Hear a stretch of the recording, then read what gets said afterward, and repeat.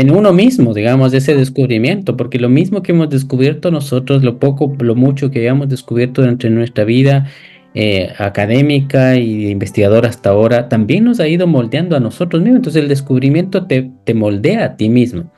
Así que de pronto te encuentras con que el profesor Julio Bueno es el experto en glicobiología, en el embarazo, en el mundo. Y eso te pone en una esfera, ¿no es cierto?, distinta a que cuando yo era el investigador que quería encontrar la respuesta. O sea, ahí ya cambiaste de figura en sí mismo, tú, como persona, gracias también al descubrimiento.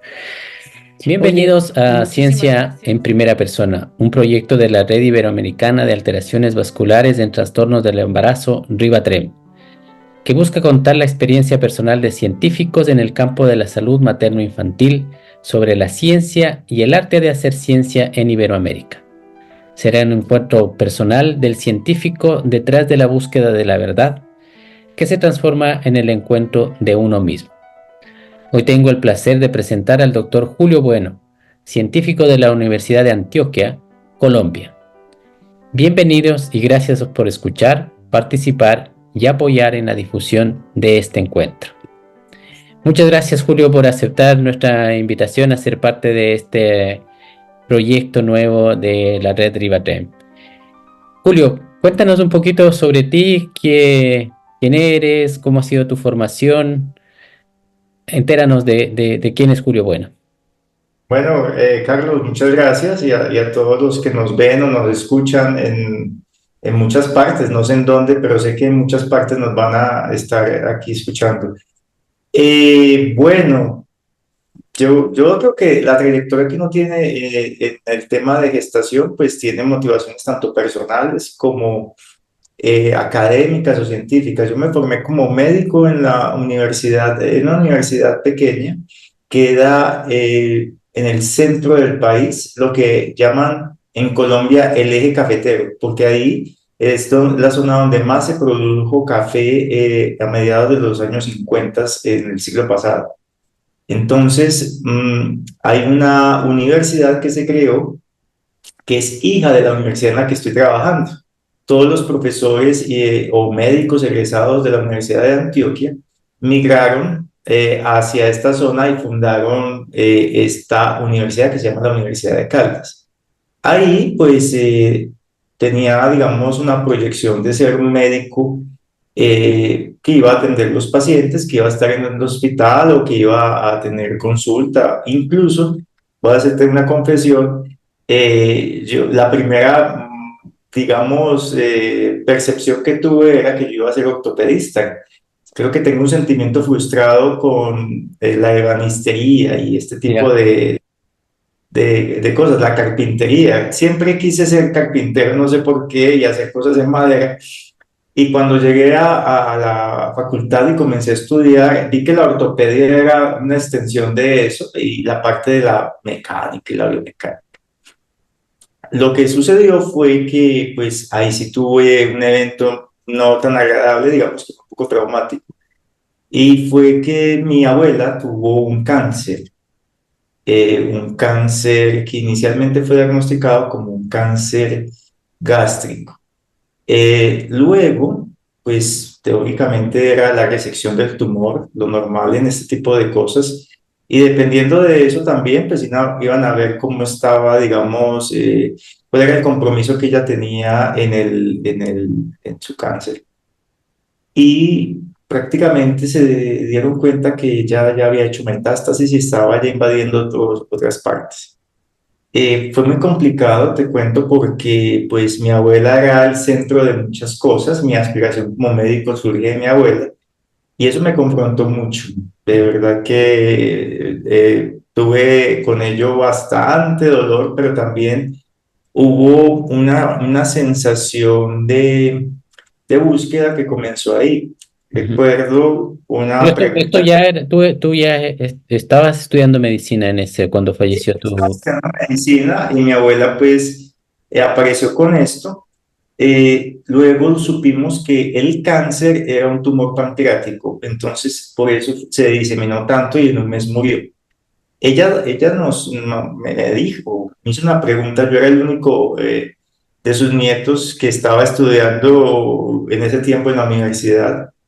Luego vino mi hermano que también estudió medicina, pero yo comencé antes que él y mi abuela ya en un proceso de deterioro bastante grave. Me hizo una pregunta que me conmocionó, me dijo, bueno, ¿usted para qué estudia tanto? Y a la final pues me dejó morir.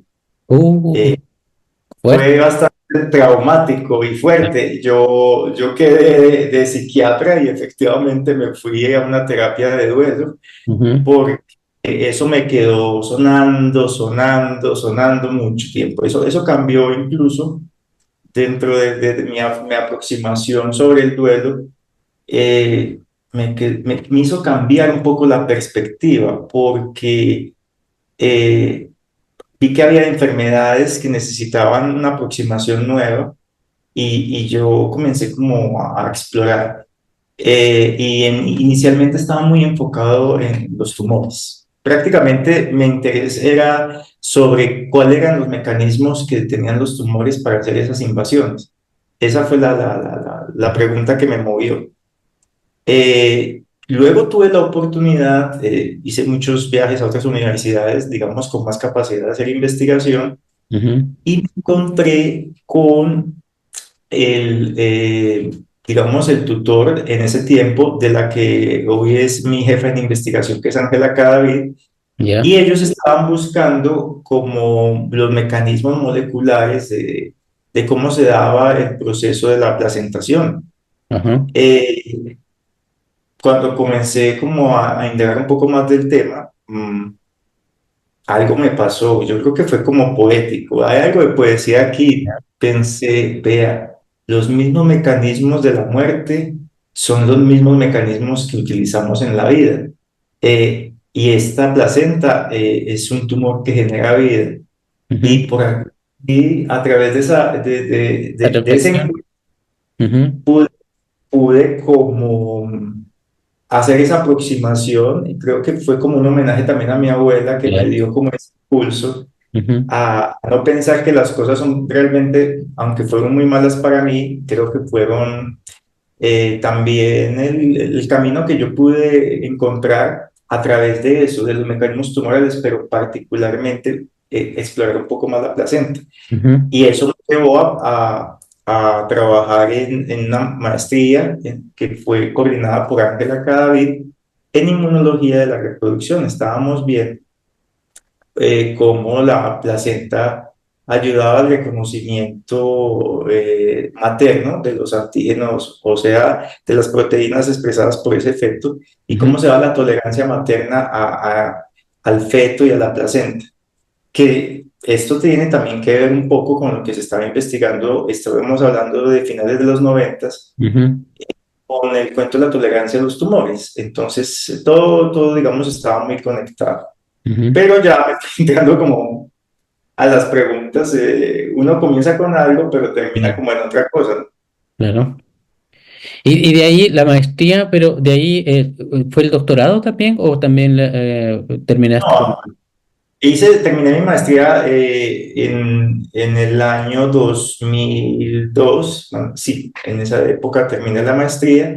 Lo que hice en la maestría fue, lo que hice en la maestría fue tratar de dilucidar los mecanismos inmunomoduladores y cómo los carbohidratos, o particularmente un carbohidrato que se usa mucho en la clínica, que es la heparina, Ujú. podía modular todas las, digamos, respuestas de las células uterinas, principalmente unas células que hacen parte de ese reconocimiento fetal, que Ujú. son las células K. Entonces ahí tuvimos, digamos, una primera aproximación y luego de eso, lo que hice fue trabajar en el grupo de investigación en el que estoy, con Ujú. varios proyectos relacionados inicialmente con inmunología, pero yo me estaba apartando del tema de inmunología. ¿Por qué? Porque la gestación es mucho más compleja que solamente mirarla como un problema del reconocimiento de células, de Ya. la producción de moléculas, y ya quise como enfocarme un poco más hacia algo más grande, lo fisiológico. que era lo que yo estaba viendo. ujú, Ahí estuve más o menos 3 a 4 años trabajando no, casi los 5 años, trabajando en diferentes proyectos relacionados con el tema y tuve la ujú, oportunidad de estar en el primer simposio latinoamericano de interacción materno-fetal que organizaron en Brasil. ajá, Ahí expuse inclusive varias cosas de mi tesis. ya, Y luego ya hice el doctorado en fisiología de la gestación, ok, también con otra persona que ya había trabajado con Gerard Chawat ujú, en París, en Francia, y con un enfoque sobre ese reconocimiento de carbohidratos, como pudiera participar en la fisiología de esa placentación. Ese fue más o menos el enfoque. ok. Pero sí, yo O sea, tú yo creo estuviste que en Francia, entonces formándote en Francia, fuiste a Francia a hacer el doctorado. no fui a Francia, yo terminé yo hice el doctorado en la Universidad de Antioquia, Ya, pero teníamos unos convenios tanto con la Universidad de René, creo que se llama, René France, y con Gerard Chawat, ujú, con Udo Marker, que es de la Universidad de Jena.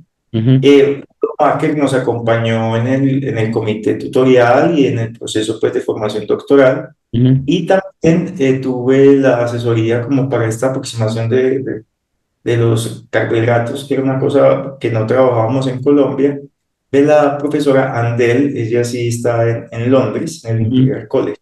ujú, ujú. Con los tres estuvimos trabajando todo el tema doctoral, que se fue un poco más de 4 años. Esperaba que fuera más corto, pero siempre tuvimos un poco de más tiempo ahí, Ujú, ujú. mientras trabajamos cosas. Y bueno. Interesante, obviamente descubrir la historia de cada uno, de cómo estas serie de sucesos que se van aconteciendo en la vida y que le hacen tomar ciertas decisiones, ¿no es cierto?, para estar en donde está ahora. Y ahora tú estás de profesor de la Universidad de Antioquia, en la Facultad de Medicina de Antioquia, ¿eso es así? Sí, sí, es la Facultad de Medicina y hay un departamento que es el Departamento de Fisiología. Ya. Fisiología está, el departamento es Fisiología y Bioquímica. Ujú, Eh, entonces, el perfil que habíamos trabajado era un perfil sobre fisiología, pero como trabajaba carbohidratos, que era más del lado de la bioquímica, entonces tuve la oportunidad entonces de estar dentro del departamento. El departamento trabaja muchos temas, pero pues digamos el único que trabaja gestación como tal soy yo. ujú, Dentro del departamento, cada profesor tiene una línea de trabajo y cada profesor se asocia a un grupo de investigación. Y el grupo en el que estoy es el grupo Reproducción, es un grupo que lleva mucho tiempo. Más o menos, Ángela Cadavid, que es la coordinadora de ese grupo, ujú, lleva trabajando desde el año 93. ujú, Eh, Está trabajando estos temas, sobre todo enfocado por el área de la inmunología y la reproducción, ujú, tema que ya, digamos, ha publicado, ese ya. tema ha publicado bastante, sino que ella se enfocó más sobre otra área que es síndrome antifosfolipídico y alteraciones obstétricas, y yo me fui por el lado de la fisiología de la gestación, pero me interesó un tema que es más relevante en nuestros países. Es que, pues, yo entiendo que hay temas de interés del investigador, pero hay otros temas que te motivan más porque ves, digamos, los casos y casos y casos, que es Ujú, el tema del trastorno hipertensivo. En Colombia es muy alto.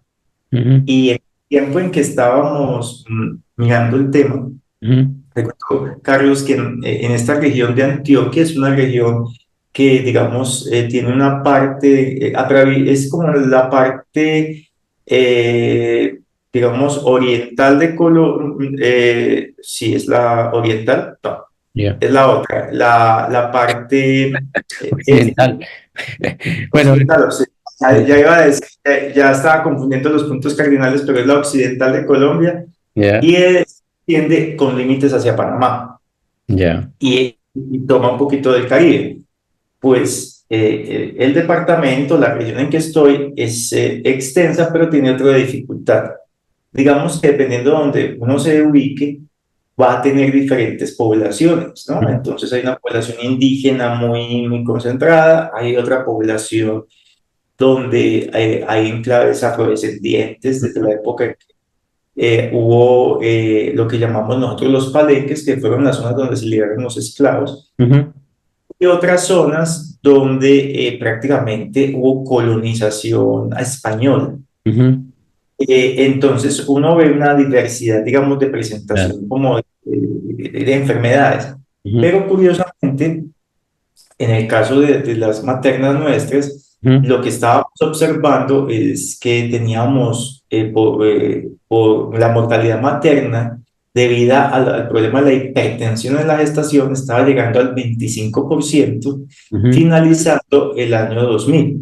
ujú, Eso fue algo que llamó la atención, hubo una alerta porque cuando llegamos al 25% de muerte materna, la de debido a mujeres, a digamos. este Sí. que no es la casuística de muchos países en Latinoamérica y tampoco son los casos que se encuentran mucho menos pues en otras partes del mundo. Pues ahí hubo una alerta epidemiológica, comenzaron a mirar qué era lo que estaba pasando y por supuesto se implementaron muchas medidas ya de tipo epidemiológico, digamos un poco más de promoción y prevención con las maternas. Eso significaba que en nuestros países, pues, unos más y otros menos, hemos tenido problemas con el seguimiento de las gestantes. Y Ujú, al ver eso, ahí sí tuve la iniciativa, pero este es el problema que tenemos que resolver, ujú, no es otros, por ejemplo, el de la infertilidad. Había un tema de infertilidad que claro. era el que estaba en auge. Ujú, Bueno, entonces, ¿cómo hacemos para mejorar la fertilidad? Digamos que en Colombia la fertilidad está comprobada, que somos demasiado fértiles.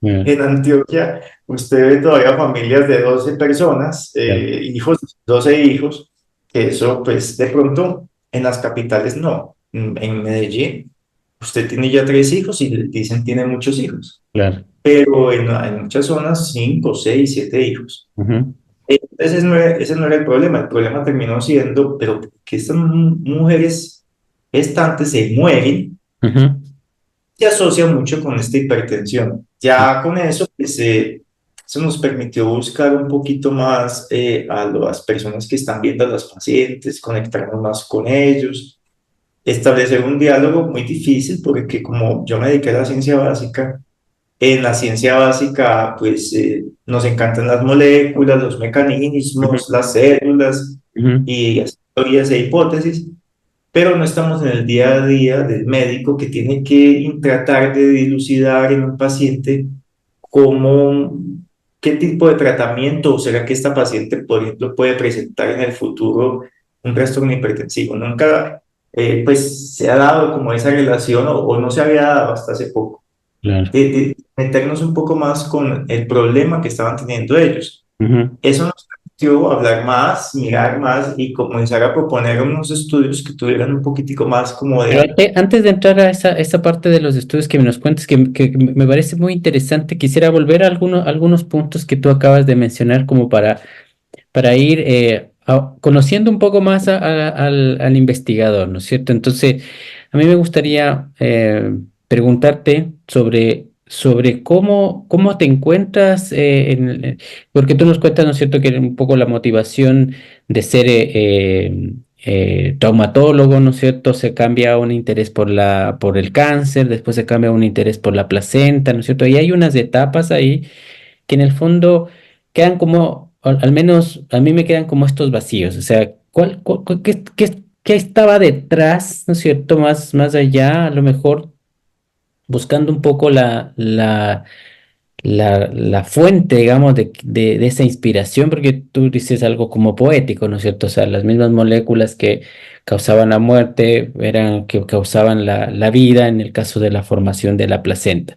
¿Cómo fue ese proceso? Cuéntanos un poquito, quisiéramos llegar como, o sea, o quisiera entender un poquito más ese proceso de razonamiento que tuviste en ese punto, como no sé si te acuerdas, no sé si es que hubo algún elemento más que te llevó a entender, ¿no es cierto?, de que de esto mismo, que tú dices que las moléculas de muerte se generan, ¿no es cierto?, la vida. ¿Cómo fue ese proceso? ¿En qué año estuviste tú? ¿Tuviste medicina todavía? ¿Ya estuviste fuera de medicina? ¿Cómo fue ese momento de tu vida? Bueno, Carlos, yo creo que ahí sí toca ir un poco más, digamos, hacia atrás, porque en medicina, por supuesto, ya teníamos un enfoque hacia una profesión, pero yo sí tengo que admitir que el tipo de preguntas que uno se hace sobre ciertos aspectos de, ya sea de la vida o de la naturaleza misma, vienen mucho antes, sí, con otras motivaciones. Si yo hago un poco de memoria, yo me acuerdo que cuando yo estaba en el colegio, yo tenía un problema de socialización un poco porque no era tímido, pero sí era un hombre que me generaba demasiada inquietud, muchas preguntas. Y cada pregunta me empeoraba la cosa porque una pregunta me traía otra pregunta. Ujú, ujú, Y en ese esquema de tantas preguntas sobre los fenómenos que observaba, cualquier cosa, ujú, desde la física que aprendía o desde la biología misma, la inquietud sobre cómo se respondían esas preguntas, pero qué preguntas más me surgían, se dieron mucho en el colegio. Recuerdo, y hay otras paradojas de la vida. Recuerdo que uno de los profesores que más me impactó fue un profesor que daba una cátedra de catequesis. ujú, Pues eso es increíble porque uno espera en la cátedra de la catequesis y pues toda una serie de lineamientos doctrinales sobre la Iglesia Católica y todo esto. ujú, Lo que pasa es que este profesor venía de la escuela francesa, hizo ciencias de la educación, y era sacerdote, pero hizo ciencias de la educación en Francia durante el tiempo de la famosa primavera del 68 en Francia, el país. No sé si recuerdas que en mayo del 68 hubo prácticamente una revolución juvenil en París ujú, y muchos intelectuales, Sartre, Simone de Beauvoir, inclusive el profesor Gerard Chawat estuvo en la primavera del 68. Quizás porque gracias a ese movimiento comenzaron a cambiar muchos paradigmas en el mundo. Y una de las cosas muy bonitas que tiene esta época es la revolución sexual, ujú, el uso de la píldora como algo ya, digamos, un derecho de las mujeres, los cambios que se dieron sociales, pero también con la base de la ciencia fueron muchos. Y este profesor, con todo ese bagaje, nos daba la clase sobre preguntas de la vida, sobre qué era lo que te motivaba, sobre preguntas de la ujú, vida y la existencia. ujú. Y ¿En qué él me edad estamos? regaló ¿En qué edad estamos, Julio? Estamos en 14. 14 años. ¿Ya? Sí, ¿Ya? era una época, yo creo que esa fue la época en que más abracé las teorías Claro, y época en que más abracé teorías y también me desprendí de teorías, porque claro. me la pasaba saltando de un lado al otro. Entonces, él me pasó un libro sobre la nueva manera de ver la ciencia y tenía mucho de la revolución de la física cuántica y Ujú, de cómo estos profesores, Niels Bohr, Weisenberg, creo que se llama Heisenberg, ujú, eh, y varios de ellos tuvieron que hacer unas rupturas conceptuales e imaginarse un nuevo mundo. ujú, Entonces, alguno dijo en alguno de esos textos, recuerdo que si usted quiere hacer un pastel de manzana desde el principio, le toca primero inventar el universo. ujú, Y esa frase sí me ha calado mucho ujú, porque esa frase me permitía decir, bueno, es que si yo quiero darle una nueva aproximación a algo, me va a tocar como inventar, buscar los elementos para generar esa nueva cosa. Y ujú, eso hace que pregunte, pregunte, pregunte, pregunte. ujú, El problema fue que si bien tenía unos profesores que me motivaban como del colegio que todavía está vivo, todavía lo visito, ujú, relación muy buena con él, ujú, había otros profesores que eran de la escuela típica, ¿no? claro. Sépase esto, apréndaselo así como se lo dije y usted me responde Este tal profesor te cual. enseñó con el fondo. a pensar más allá del día a día, a poner ideas científicas en la cabeza Mm.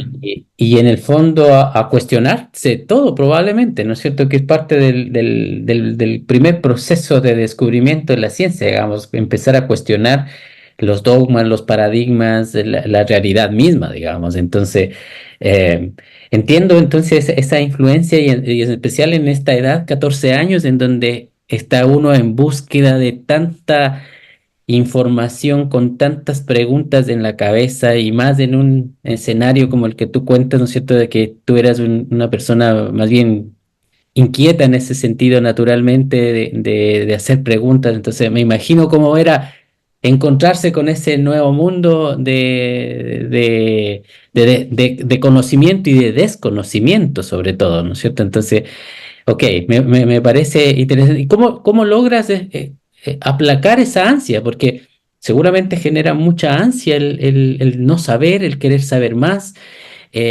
¿Cómo fuiste aplagando esa? Carlos, la verdad es que a muchas personas la adolescencia termina siendo una crisis, ¿no? Ujú. Una crisis que puede ser moral, incluso hasta espiritual. Yo creo que todos pasamos por algún momento de esos. La mía fue una crisis, sobre todo una crisis de preguntarme y de incertidumbre, más bien de tantas preguntas, la crisis era como, bueno, eh, ¿dónde estoy yo en medio de tantas preguntas? Claro. ¿Qué posición me tomo ante las preguntas? Ujú, ¿Qué quiero hacer? Y ahí viene, por ejemplo, la inspiración de mi abuela ujú, con la medicina, porque ella me decía, mire, yo veo en usted, digamos, una voluntad de servir al otro, ujú. independientemente de lo que usted crea, porque ella siempre dudó pues de mis creencias religiosas, no iba tanto con ella, iba a la misa con ella porque la quería acompañar, pero yo no seguía como el ritual. Pero la voluntad de servicio y de ayudar a otros, entonces creo que eso también me movió un poco, Ujú, pero también como que había una serie de preguntas y algo pasó. Creo que tuve la oportunidad de ir a varias conferencias ya cuando tuve que decidir qué iba a estudiar y hubo un científico muy renombrado en ese tiempo que estaba buscando la vacuna contra la malaria. ujú, Eh, Era el único reconocido como en Colombia y fue justo a la ciudad donde yo vivía, ujú, que es cerca a donde yo estudié, que se llama Pereira, queda en el sur de aquí, Medellín, en el mismo eje cafetero. Entonces, digamos que fue muy motivante escucharlo a él viendo, porque puso su conferencia. Él es Patarroyo, es el Sí, apellido. es Patarroyo. Patarroyo hizo en los noventas, digamos, eh, unos trabajos que son, si uno los lee, son demasiado meticulosos, con unas tecnologías que prácticamente tuvo que importar todo el equipamiento. Pero lastimosamente su vacuna nunca funcionó porque quizás la idea inicial o sus supuestos iniciales era que solamente con uno o dos cositas o dos moleculitas juntas en una sola, en un péptido nomás, era capaz de generar una inmunidad contra la malaria y de verdad, pues este parásito es muy dinámico y bastante difícil. Ujú, ujú, Eh, entonces, pero la manera como él expuso su conferencia me pareció muy interesante porque era la primera vez que yo escuchaba a una persona que era tan reconocida hablando de los problemas, las dificultades que tuvo y cómo en el camino fue resolviéndolas. ujú, ujú. Y estando ya con eso dije, bueno, yo creo que la medicina puede ser un buen camino para explorar la investigación en algo. Ok, ok. Premedicina, algo pasó conmigo porque yo como que me fui reclutando en el gremio médico y dije, bueno, pues parece ser que voy a terminar de ortopedista porque me está yendo muy bien con la Claro, ortopedia. claro, claro. Pero con lo de mi abuela, digamos que eso volví otra vez al Volvió cauce otra donde vez al origen de la pregunta, digamos, de la las motivación. preguntas. Claro. Sí, eso fue más o menos. O sea, la Pero frase que tú, que fue lapidaria en su minuto, que fue dolorosa, ¿no es cierto? Bueno, ¿para qué estudió medicina? La pregunta que te hizo tu abuela, ¿no es cierto? sí, Te cayó tan de casilla, digamos, porque ya venía seguramente con esta motivación previa de, de justamente resolver esas preguntas, ¿no es cierto? Entonces te hace una pregunta fundamental que te desequilibra todo el escenario aparentemente. O sea, bueno, ¿para qué estudio medicina? Y no era que iba a entender mejor las cosas, no era que iba a entender cómo tratar. Y claro que entonces en ese escenario uno comprende que te desestabilizó claramente. Y por eso seguro en tu memoria, digamos, quedó grabada esa frase. Súper interesante cómo uno después va entendiendo quizás cómo funcionó el tema. Mira, yo te voy a decir una cosa pues, ya que estamos hablando muy fraternalmente y de corazón. Yo en un principio traté de pensar que lo que ella me dijo era parte de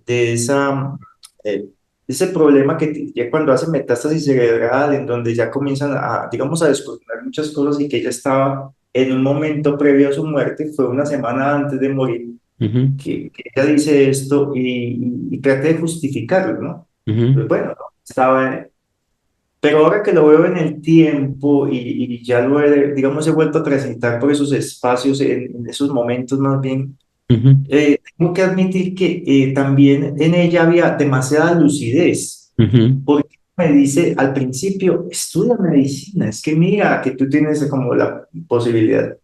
Y luego cuando ve, pero estás haciendo lo que quizás no era lo que pensabas hacer, no claro, sé, algo así, y te dice, ¿qué es este estudio? claro, Mira, y entonces, ¿de qué sirve eso que tú has claro, estudiado? ¿Dónde está? claro. Y eso me mueve a la frontera del conocimiento. Me dice, pero es cierto, hay tantas preguntas que yo traía, hay tantas preguntas sobre las cosas, y yo he ido aceptando como unas verdades Ujú, ujú, y todavía es una arena movediza. claro. Y al cuenta de eso, yo dije, oh, pues estoy muy mal por el duelo, pero algo en mí se movió profundamente Ujú, y comencé a explorar otro camino. ujú, Y recuerdo que eso me vuelve, así como te dije en el colegio, tantas preguntas que genera una crisis. Y si bien yo pues tenía ciertas relaciones con las demás personas, ujú, algo hace que te aísles para mirar eso. ujú, ujú, Y luego nuevamente cuando estaba estudiando medicina, volví otra vez a un aislamiento pensando eso, como, ¿por qué decimos que esto es así sabiendo que de dónde sale todavía no es claro? ujú, ¿Dónde está la validez de esto ujú, y cosas en ujú, la medicina?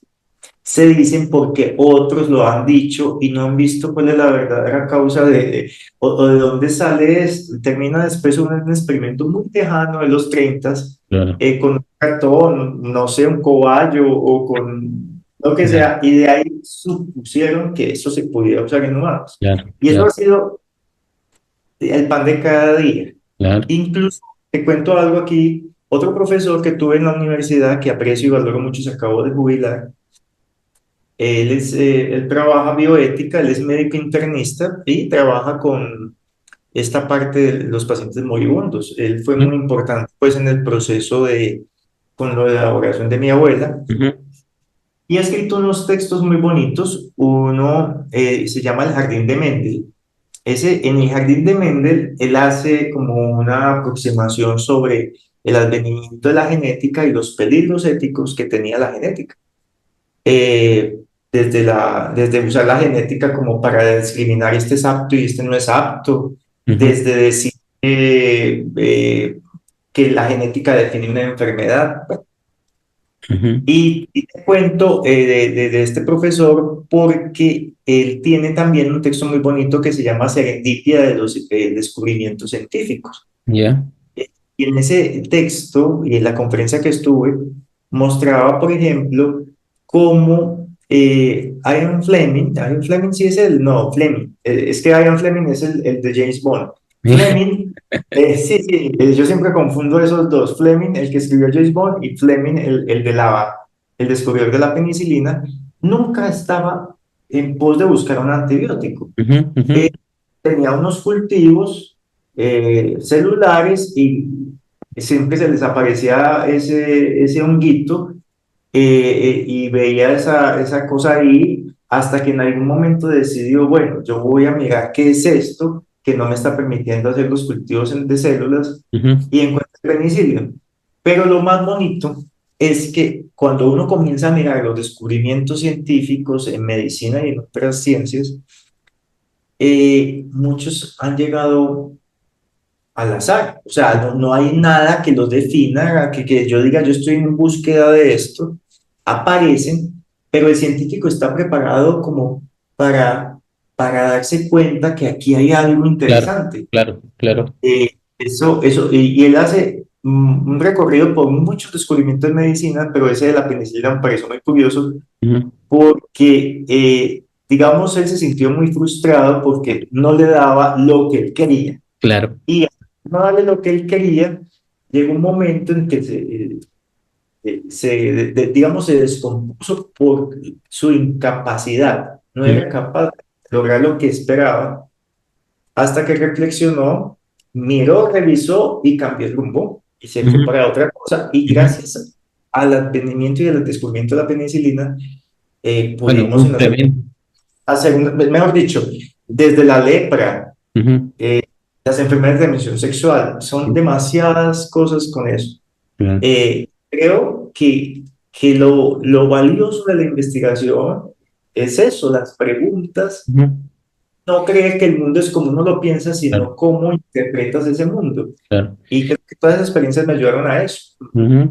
Oye, súper, súper bueno porque en realidad también es una característica de ser científico, ¿no es cierto? Estamos hablando también un poco conocer al científico, porque ya hemos hablado de la curiosidad, un poco de la serendipia también, pero también la habilidad de darse cuenta en esta búsqueda de la verdad, ¿no es cierto? Porque finalmente el científico uno podría llegar a la parte filosófica, digamos. ¿Qué busca el científico? El científico probablemente busca la verdad, pero después se vuelve a una etapa y dice, ¿qué es la verdad? ¿No es cierto?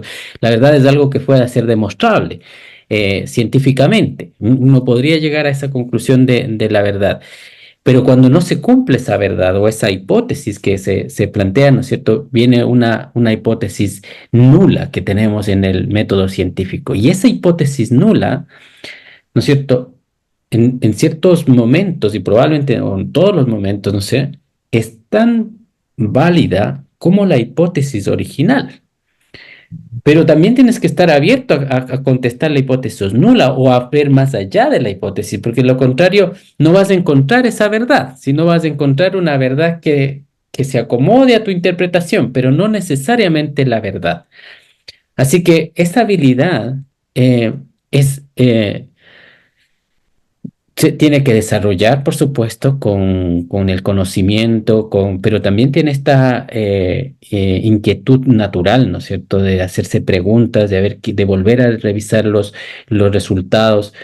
Una de las cosas que a mí me parecen bien interesantes del día a día del trabajo que nosotros hacemos es ver los resultados, ¿no es cierto? O sea, ponerlo, todos los datos en la mesa, ver qué te cuenta y empezar a armar patrones. Una de las cosas que en algún minuto conversábamos con uno de los colegas era que una de las cosas que, por ejemplo, yo hacía cuando era niño, era dibujar o sea, poner puntos en una hoja, un montón de puntos de una hoja, y empezar a unirlos, ¿no es cierto? Empezar a unir eso, y eso me entretenía un montón.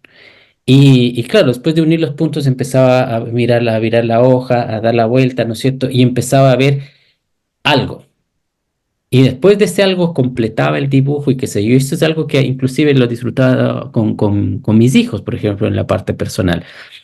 Y, y se acuerda mucho de eso, digamos, de tratar de interpretar, de encontrar el patrón. Entonces, esto volviendo al trabajo del día a día, porque esto es al final del día uno hace ciencia también por vocación, pero también porque se entretiene mucho. Algo que se entretiene mucho es de ver estos patrones, ver estos resultados, ver de qué te están diciendo esos hallazgos, cómo encuentro esa verdad que estaba escondida entre todos esos resultados. No sé cuál es la parte de ser científico que a ti más te motiva, Julio, del día a día. Yo creo que a mí me motivan muchas cosas. Primero, esto es un trabajo que digamos, uno tiene un plan porque uno organiza un plan, pero el plan es un plan que no es lo suficientemente estricto como para no desordenarlo. Digamos que uno aprende a estructurar muchos planes con el ánimo de desordenar todo el plan y volver a empezar cuantas veces sea necesario. Eso me ha gustado mucho porque si no fuera por la capacidad que tenemos de ordenar cosas, de estructurar cosas, no pudiéramos a su vez desordenarlo todo y generar un nuevo orden, que esos Ujú, son los datos. Los datos vienen con una idea, pero tu idea se confronta a los datos y hay algo que no resuena entre tu idea y los datos. ujú, Entonces, vuelves y observas los datos con una mirada fresca y tranquila, que eso a veces cuesta. Y cuando me convertí en profesor universitario, de pronto entendí lo que no entendía como estudiante. ¿Por qué? Porque yo llegaba como estudiante con muchos datos, hecho un nudo, no sabía yo qué hacer con todos esos datos, no me estaba dando lo que yo quería, y como no me estaba dando lo que yo quería, entonces está malo lo que yo hice. ujú, Entonces yo me iba a buscar qué era lo malo que yo estaba haciendo. ujú, Cuando llegaba el profe, el profesor, mi tutor, pero espérate, ¿y por qué no miras acá? Mira lo que estás viendo aquí, ¿por qué era capaz de ver esas cosas y yo no ujú, soy capaz de verlas? Entonces esa flexibilidad mental, ujú, esas neuronas que te hacen ver como la creatividad, la poesía, es que eso tiene mucho de poesía. Mira que hablas de un concepto muy bonito en matemáticas, que es la simetría. Pues esto es arte también, porque tiene una simetría y en esa simetría vos vas viendo un conjunto de cosas y algo se forma, como cuando juntabas los puntos y generabas nuevas figuras. Pero mira que partes de unos puntos que parecieran desconectados y cuando uno emerge con una nueva hipótesis que tal vez es lo que te está reflejando esos datos, estás juntando puntos que están en diferentes planos y encuentras por fin una línea que los une en una secuencia muy lógica. Pero eso lo pude entender un poco más siendo profesor, porque de pronto el profesor está un poco más tranquilo y quizás lo que yo intentaba en mi proceso formativo con los estudiantes es que lo vean desde el principio también con otro tipo de mirada, porque a veces creo que llegamos muy, tenemos que hacer tantos datos y tenemos que hacer tantas cosas, y entonces, y llegan a un momento en que dicen esto no sirve, esto hay que tirarlo, y yo siempre les hago la misma pregunta, ¿qué es lo que vamos a tirar? ¿Tu idea o vamos a tirar por la borda los datos? Yo te diría que más bien abandona tu idea y escucha la naturaleza. Mira lo que ujú, te está diciendo la naturaleza. A ver si hay algo nuevo que quiera que mires. ujú. Y sin decirles nada, con esa pregunta, pues creo que entran en la misma crisis que yo entré en Claro. muchos momentos de mi vida. ¿Qué hago yo con todo esto? Mira que se repite el esquema de mi abuela, el esquema del colegio. ¿Yo qué hago con todas estas preguntas que me están surgiendo acá? Pues Ujú, volver a intentar a unir esos puntos, ujú, nueva secuencia, es volver a inventar el universo, porque yo estaba creyendo que las cosas eran así ujú. y que universal y que todo funcionaba tal cual. Y no, no, en los sistemas biológicos y en las comunidades humanas, no todo funciona estandarizado en todos los contextos, sino Claro. que hay particularidades que es lo que uno encuentra. Y eso hace que yo diga, no sé, que recuerdo que nosotros tenemos una experiencia pedagógica que llama el Semillero de Investigación, donde los que quieren ser científicos en la universidad, pues nos llaman a hacer conferencias, pero también trabajamos con ellos. Ujú, Y uno de los profesores, yo asistí cuando estaba comenzando, antes de mi maestría, decía, hay una característica especial del investigador que es tener entusiasmo. Entonces vamos a suponer que eso es una hormona y se llama la entusiasmina. Pero tiene una contra o una segunda parte que es la tolerancia a la frustración, que es más bien una capacidad que uno tiene de no ver las cosas lo suficientemente mal, ni tampoco que están totalmente perfectas y ajustadas y están súper bien. Es esa capacidad de yo reconsiderar siempre todo lo que veo y lo que observo. Ujú. Y es tan fascinante eso porque yo creo que eso lo vivimos haciendo a escalas, claro, diferentes Claro, escalas de nuestros procesos formativos, claro, pero tenemos en eso. Es, bueno, ¿y qué hacemos con esto? claro, claro que sí. Y me toca así, con mis estudiantes. De verdad que en este momento no tengo idea. Claro, Pero ¿cómo no tiene idea? Usted es el que más ha trabajado esto y esto. No, y qué bueno. Entonces tomámonos un descanso mm, y llevémonos nuestra pregunta en nuestras reflexiones personales a ver qué se nos ocurre el lunes. Siempre son el tiempo del viernes se vuelve, vámonos y nos volvemos al lunes. Y creo que cuando uno está un poco más reposado puede ver otras cosas, claro, no sé. claro que sí, claro que sí. Pero eso es obviamente parte también de lo que uno hace con los manuscritos, por ejemplo, cuando está preparando un proyecto, ¿no es cierto? Porque a veces bueno, esto es también algo que lo he repetido varias veces. Cuando uno está en el error, ¿no es cierto? Llamemos el error, en general, de no ver las cosas. Cuando uno está en el error, no ve el error, porque está dentro del error. Entonces tiene que estar un paso atrás o arriba o al lado, ¿no es cierto?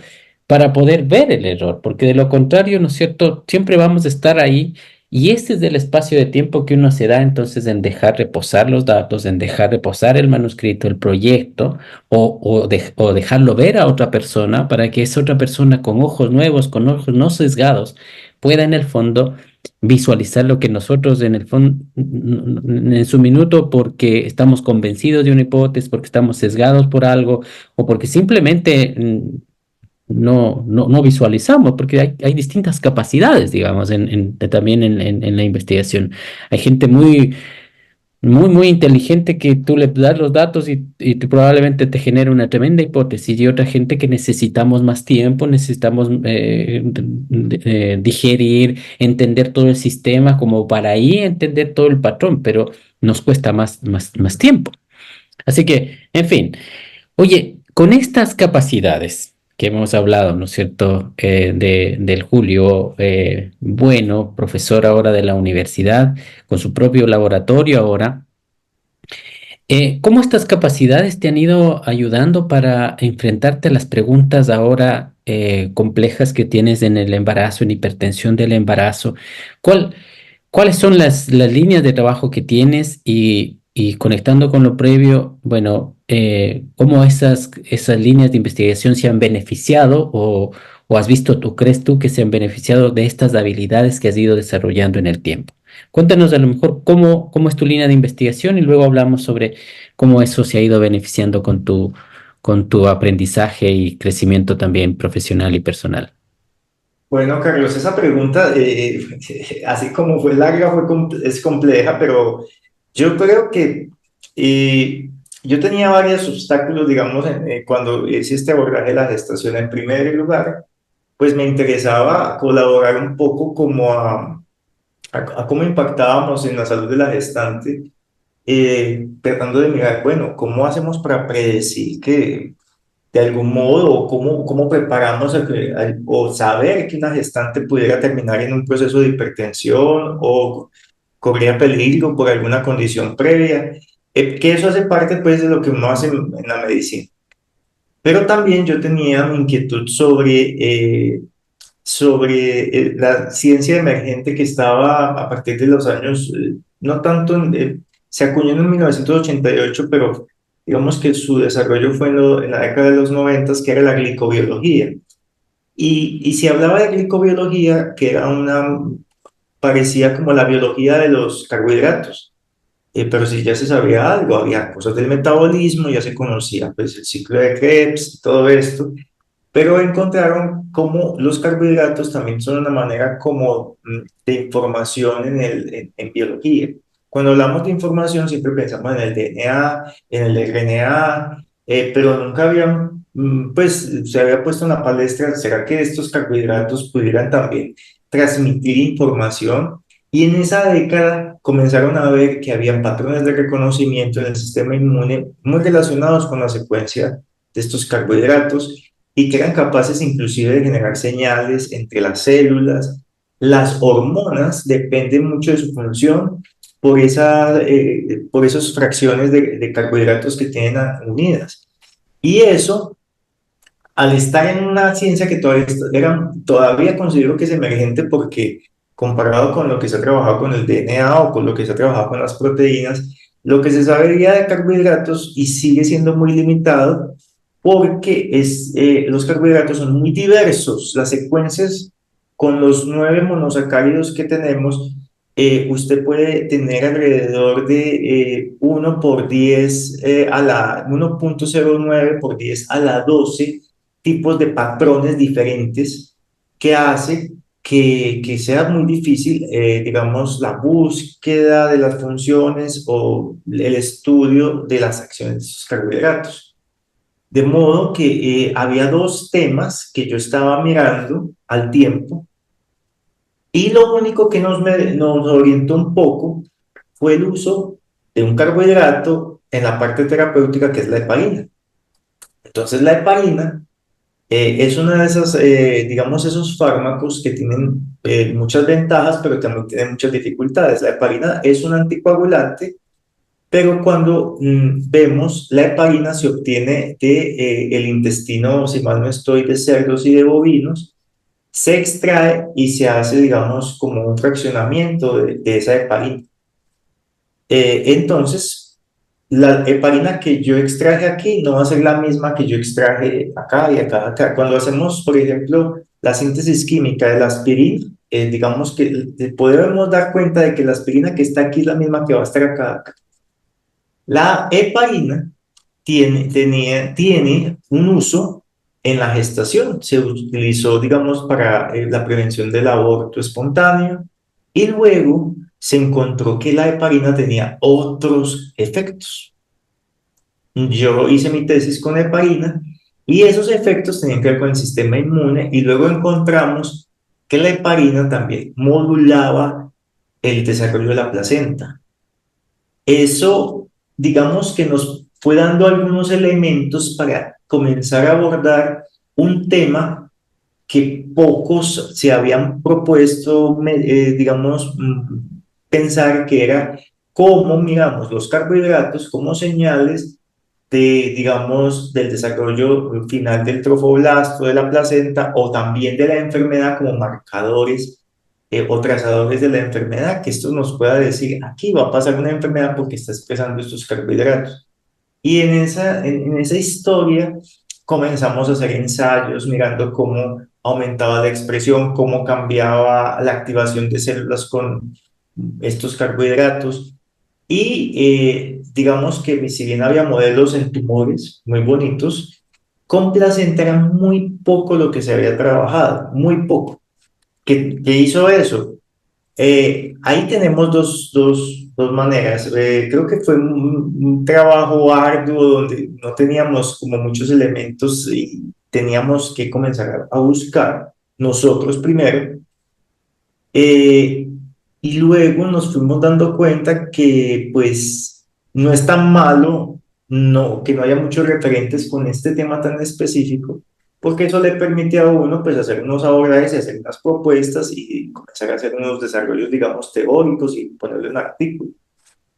De modo que yo pues cuando comenzamos a juntar esas dos cosas, eh, digamos, las capacidades y las destrezas que uno tendría que aprender acá vuelven a ser las mismas que te estaba comentando. Una gran tolerancia a la frustración, porque como no tenías referentes, no tenías una idea de qué es lo que está pasando, estás en una aproximación muy nueva, eh, tendrías que ir desde lo muy básico, pero también ir mirando desde lo muy clínico, cómo se está, digamos, ahora estamos en un proyecto donde estamos tratando de detectar estos carbohidratos en la orina de las gestantes Ujú, y cada vez que revisamos, hoy por ejemplo tuve una revisión de los datos, todo es como si yo fuera un astrónomo y tuviera un telescopio ujú. y cada vez que pongo la mirada al cielo, me han cambiado la esfera celeste.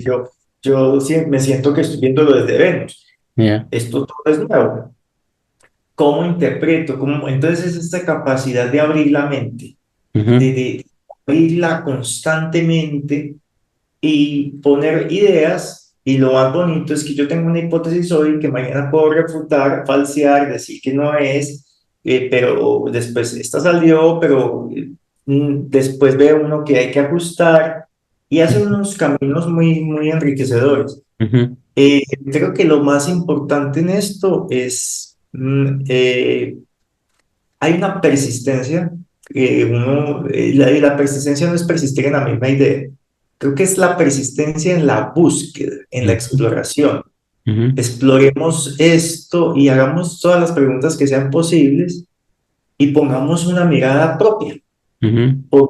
Porque cuando hablamos de gestación y de trastornos hipertensivos de la gestación, ya hay unas miradas, digamos, muy estandarizadas de colegios en países desarrollados y uno se da cuenta, pues ellos desde sus casos, que son muy pocos, Ujú. tienen una mirada muy clara. Y nosotros todavía tenemos mucho que aportar con lo que estamos encontrando porque es tan diferente a lo de ellos, con Claro. expresiones diversas de la enfermedad, que creo que tenemos mucho de qué hablar. Entonces, en esa persistencia tenemos que ser una voz Ujú. que piense otras cosas y otras maneras. Y entonces no es proselitismo político, por supuesto, Claro. esto no es política, Claro. es una persistencia. Y entonces continúa la persistencia y ser, a ver, hay una frase que no se me olvida de una de mis clases en donde uno dice, miren, uno tiene que ser muy fiel a su esposa, pero en ciencia uno debe ser muy infiel. Uno jamás se casa con una hipótesis. Entonces, con esa frase, que puede ser hasta, no sé, no es Desafiante, casarse. claro. Sí, puede ser como entre jocosa, pero es, eh, a veces uno se aferra Ujú. mucho a una idea y las ideas son dinámicas, como la naturaleza misma. Entonces eso tiene que fluir y tiene que ir cambiando a medida que vamos viendo. No significa que uno no tenga un, digamos, un marco Claro, conceptual sobre cuál moverse. claro. Y el marco conceptual, pues, te ayuda como a sopesar todo lo que ves, Ujú, pero sí hay momentos críticos y yo los he tenido. ujú. Entonces aquí esto hay que pensarlo y hemos llegado a momentos tan críticos donde la tensión se aumenta de todos los que trabajamos en la investigación y siempre terminamos en lo mismo, no tenemos que pensar esto de otro modo, Claro, porque no nos está funcionando ese marco conceptual del que partimos. claro. Eh, y comenzamos a redefinir, a cuestionarlo todo y eso pasa siempre. Uno cuestiona hasta si existe la enfermedad. Eh, pero no con aras de negarla. Es en aras de qué es lo que no estoy viendo. ¿Qué es lo Claro, que... y esto le quita, pues no es que le quite uno el sueño, ¿no? claro, Yo no, yo creo que yo soy un tipo que duerme bien, claro. pero duerme bien. Pero sí admito que hay días en que me acuesto, y yo me acuesto muy temprano, a las 9 de la noche, ya estoy acostado porque no soy capaz, pero yo a las 3 de la mañana estoy levantándome Claro, porque claro. entonces yo me he acostado a las 9 y a las 3 me abro los ojos y digo, claro, y soy como Estuviste el Diego, procesando todo el tiempo esa idea.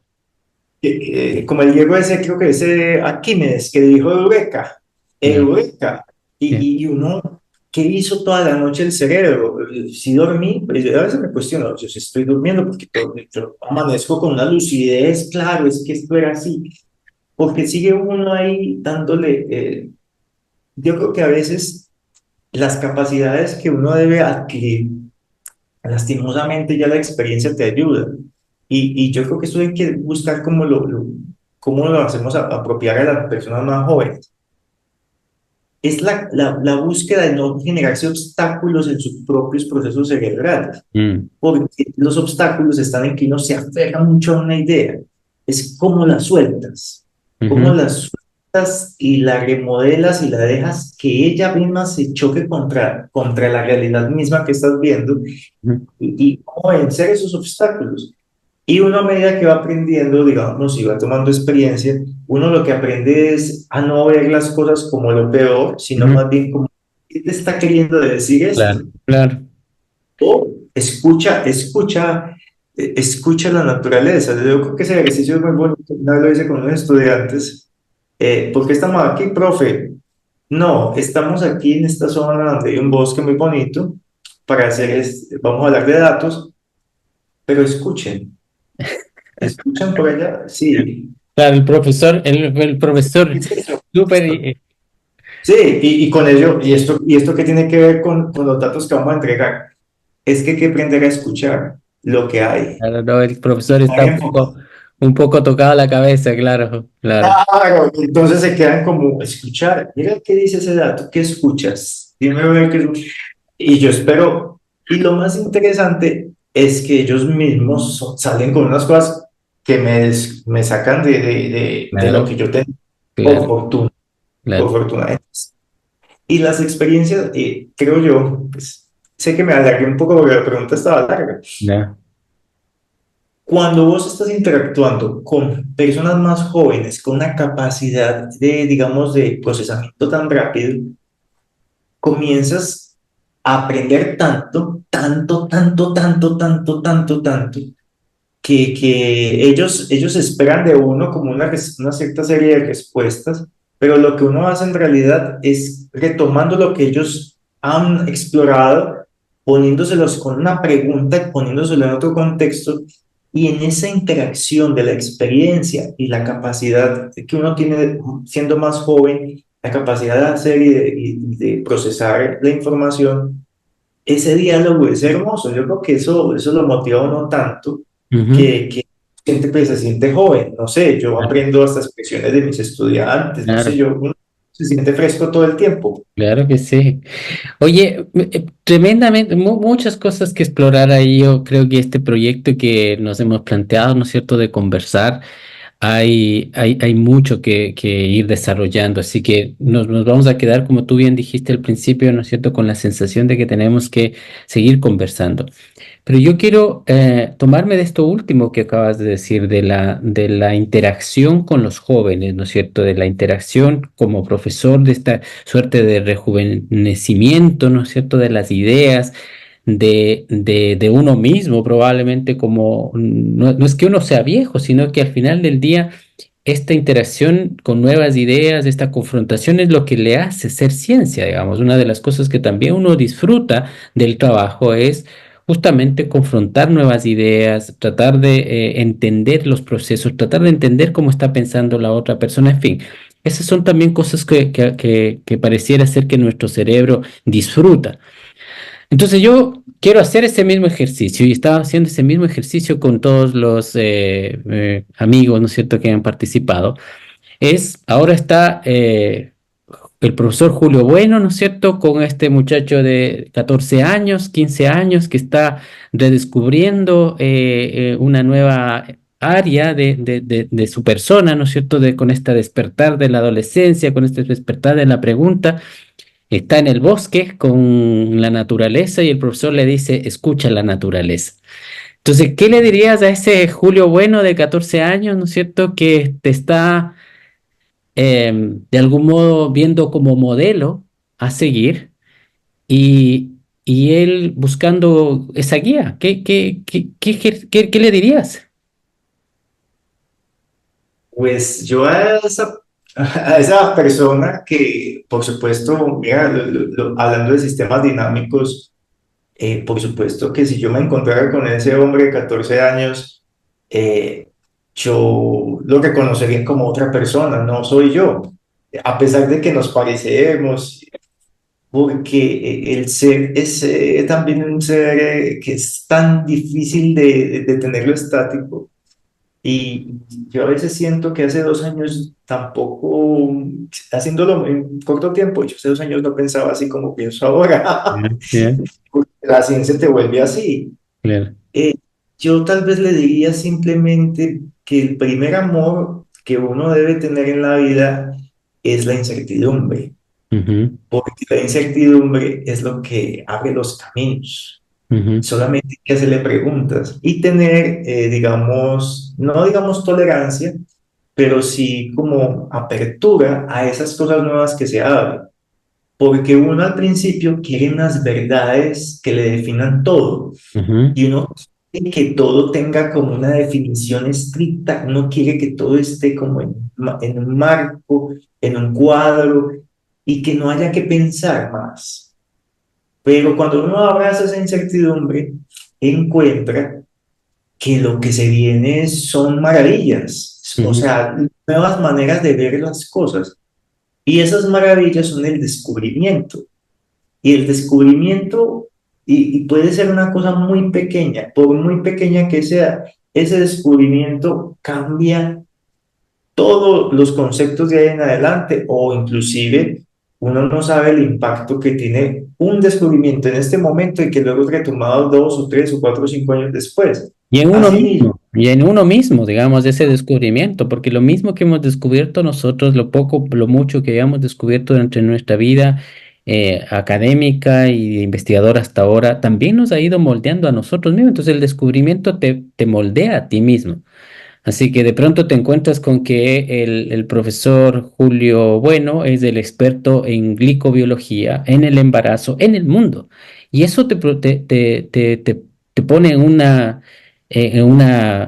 esfera, ¿no es cierto?, distinta a que cuando yo era el investigador que quería encontrar la respuesta. O sea, ya, ahí ya cambiaste de figura en sí mismo, tú, como persona, gracias también al descubrimiento. Oye, muchísimas gracias. Ha sido una conversación. Yo sé que tenemos muchos temas que hablar, pero quisiera entregarte estos últimos minutos. No sé si es que tú quieres despedirte. Yo te agradezco mucho por toda la apertura que has tenido, por la franqueza también de tus palabras y la profundidad también de las mismas. Así que te agradezco mucho por eso y bueno, te dejo entonces para que tú te despidas. bueno, no, yo quiero agradecer, Carlos, a la oportunidad que tenemos de conversar hay cosas que uno quisiera conversar y hablar desde la experiencia, no experimental, es experiencial, porque quizás cuando vos ves la ciencia desde lo que nos tocó mirar, padecer, sufrir o inclusive abordar desde otras miradas nuevas, entiende uno que esto no solamente es un acto humano, sino un acto muy transformador. Y eso es lo que verdaderamente forma a las personas. Entonces, este tipo digamos, de actividades que podemos fomentar para que las personas jóvenes, los científicos o las científicas que son jóvenes y están viendo cómo voy a yo hacer todo este tipo de cosas que han hecho estos profesores que llevan tanto tiempo, cómo llegaré yo, que también están abrazando la incertidumbre, vean que a través de estas experiencias, que todos llegamos siempre a los mismos puntos en diferentes momentos de la vida, siempre caemos en grandes crisis sobre qué vamos a hacer con esto y volvemos a empezar con esa persistencia y con una mirada siempre abierta. Yo creo que hablar de esto puede ser mucho más formativo, incluso, aunque el paper te ayuda a entender un tema, pero el paper no tiene detrás esto, que es lo que Ujú, estamos hablando vos y ujú. yo, y que a veces le hace falta a las ciencias hablar un poco más de esto. Entonces, este tipo de actividades, estoy muy grato, pues me siento muy grato de haberlas compartido con vos y por supuesto a los que nos han escuchado y visto, pues agradecerles que estén con nosotros y que podamos seguir compartiendo, no solamente entre nosotros, sino con algunos de ellos, a ver qué experiencias también tienen. Bueno, muchas gracias, Julio. Muchas gracias a todos por escuchar.